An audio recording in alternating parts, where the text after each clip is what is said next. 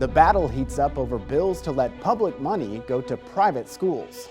I believe that parents should be empowered in the state of Texas. These are public funds for public schools. How two votes on opposite sides of the Capitol are highlighting a divide on a key priority for Governor Abbott. Teacher pay back in the spotlight at the state capitol. If it's not something that's being done, then, we will not get the best teachers. Who will be the most affected will be the students. The debate over how to figure out the funding and make the pay raises real. And new developments for a bill to limit medical treatment for transgender children. How an unusual move heightened tensions among lawmakers. Produced from the Capitol in Austin and airing statewide, this is the award-winning State of Texas. Hello, and thank you for joining us. I'm Josh Hinkle. Lawmakers faced a marathon session Thursday with the Senate taking on key education bills and House members voting on the budget. Debate in the House lasted more than 12 hours as members worked through hundreds of amendments. In the end, they approved a budget plan calling for nearly $303 billion in spending. Highlights include more than $17 billion allocated for property tax cuts. It calls for spending $9.6 billion on mental health resources, as well as $5.3 billion for the Texas Department of Family and Protective Services. And it includes a $5 billion increase in public education funding. The House and Senate budgets are largely aligned, but there is a divide over the issue of school voucher-like programs. We saw intense debate over an amendment to prevent parents from using public funds to pay for private school. Opponents called the amendment bad for parents' rights. The reality is that I believe that we have never seen any type of competition harm an industry. Our public schools are no different, and this has got to be something that we get to discuss and work towards as a body. I believe that parents should be empowered in the state of Texas. Please vote no on the amendment. Democrat Abel Herrero brought the amendment. He had his own message for members before the vote. So these are public funds for public schools, as is outlined and stated specifically in the Texas Constitution. And for that, members, please stick with our public school teachers, our neighborhood schools, and our public charter schools and vote yes for this amendment. Several Republicans joined the Democrat-led effort, and the amendment to the budget passed. Meanwhile, across the Capitol, senators took up a bill to create education savings accounts. That's a voucher-like program that Governor Greg Abbott listed as a priority. The bill would spend $500 million over the next 2 years. It would help some parents move their children from public to private school, giving up to $8,000 for each eligible student. The debate lasted several hours, but in the end, the plan to allow public dollars for private schools passed the Senate along party lines. Senators also passed a bill that includes more money for teacher pay. Senate Bill 9 creates a teacher retention allotment. It would give teachers a $2,000 raise, and teachers in districts with fewer than 20,000 students would get a $6,000 raise. But according to the bill's fiscal note, funding for those raises runs out after fiscal year 2025. There is bipartisan support for raising teacher pay, but there are still questions over how much and how to accomplish that goal. And those questions played out last week in the House committee hearings. Politics reporter Monica Madden takes a closer look.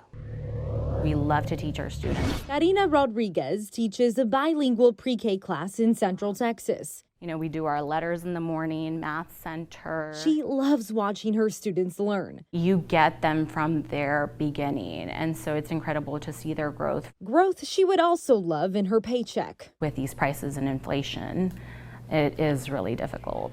Their problems lawmakers are hoping to address. I am very concerned that teachers are not being adequately compensated. House Bill 11 would raise the state's per pupil funding by $50, asking school districts to use at least 50% of that new funding to increase the average pay for every district employee. This bill is a comprehensive investment in teachers and the teacher workforce. The bill would also adjust the Teacher Incentive Allotment, or TIA. It gives higher pay to help attract and retain top teachers. But some questioned if this is the right way to address low wages. We don't support the continued expansion of TIA while all teachers remain underpaid. According to TEA's own estimates in the rider for House Bill 1, fewer than 4% of teachers will be paid under TIA, while 100% of teachers need a pay raise. Regardless of how they accomplish it, Teachers like Rodriguez just hope for some improvements. If it's not something that's being done, then, we will not get the best teachers. Who will be the most affected will be the students. Monica joins us now. Education really seemed to take a spotlight during the House budget debate, and it went beyond teacher pay.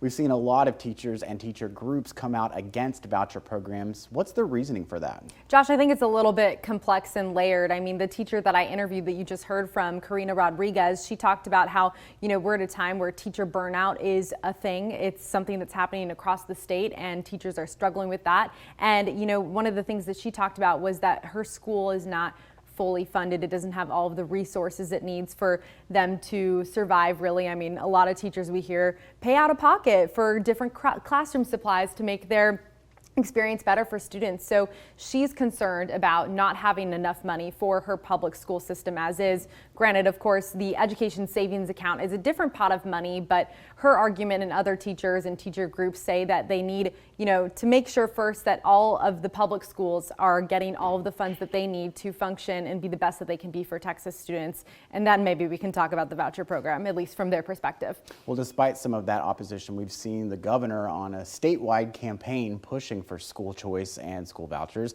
Is there any quantifiable success there? Yeah, I think you could see a little bit of the governor's efforts yielding some positive results for him. Looking at opposition to vouchers in the House, it stood last year at 116 votes during last session, Thursday's budget amendment to block the state money from going to private schools drew 86 votes. So it went from 116 to 86. Now in the Senate too, we've also seen some more movement in regards of, senators wanting to support this effort. And I think a lot of that does come from the lobbying efforts that the governor has made, especially in some of those districts of senators and representatives who used to not support that. But really, it wasn't too surprising to see what we saw in the House the other day. I exclusively interviewed Speaker Phelan at the start of the session, and he was cautious really about his response of if he thinks his members will support vouchers, pointing to the lack of votes to it in the past.